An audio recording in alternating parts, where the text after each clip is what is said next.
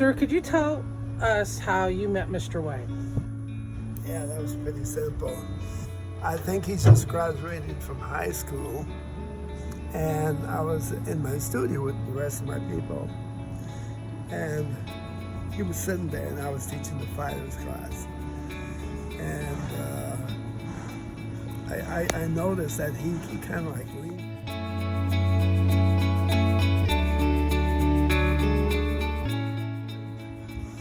So I kind of like decided I'd do a little bit more sparring, because that's what you're looking for, is good kids that are interested, and you want to teach them how to spar and stuff like that.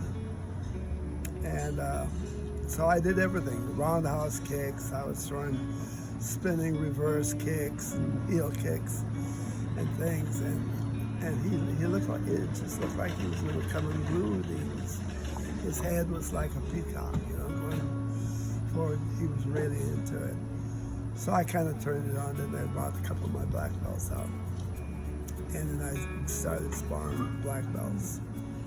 And he never moved from the chair, he didn't move from the chair. And I could tell he's absorbing everything. You could tell that this guy, this kid that just walked in and sat down with three other guys, he was paying attention to the fight, to the kicks, to this and that. And his two buddies were kind of like looking around and stuff like that. Then they'd look back, So this guy just didn't. He kept looking. So when I was through sparring, I says, I want to meet you guys. Just stay here for just a little bit. So they did.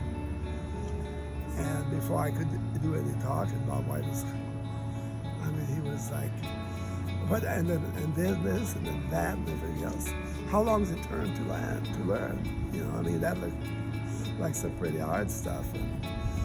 But I like the punching sequence, I like the kicks. And I said, have you ever taken martial arts before?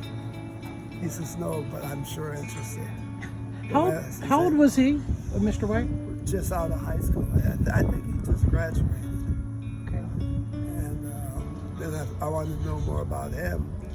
Found out that he was not only a great athlete, but he was, I think the Tampa Bay Buccaneers, the baseball team, Tampa Bay, were interested in him in baseball.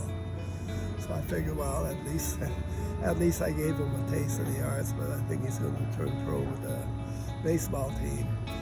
And here he is. So did he come and train in your studio for a while? Oh, yeah. How long? I think I trained him until I started going, teaching the Marines. I started teaching the Green Berets and stuff like that down in San Diego. And then I went out of the country for a while. And then in the meantime, I can't even think of the instructor. But anyway, he continued, and then we go to tournaments, and I'd be by his side all the time. He was always asking questions.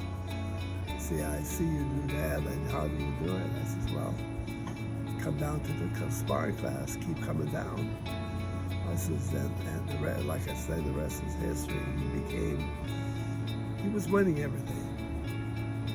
All my guys were winning, but you could tell something was really special about him. He always had a great love for you and considered him his life instructor. I'll tell you a little secret. Why I knew he was going to be good. I always refer to the fish.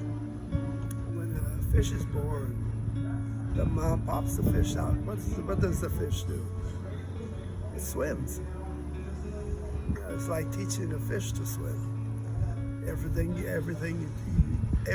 tell him what to do, he does it. So that's the Bob White I knew right from the start.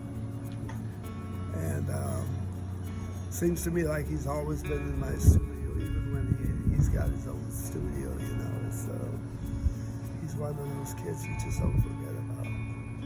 He will be missed by many generations. Oh, Yeah, he's put a big mark on this. He's an incredible instructor, and he's a unique person, and I love him. He's one of my best friends. Thank you, sir, for talking to us.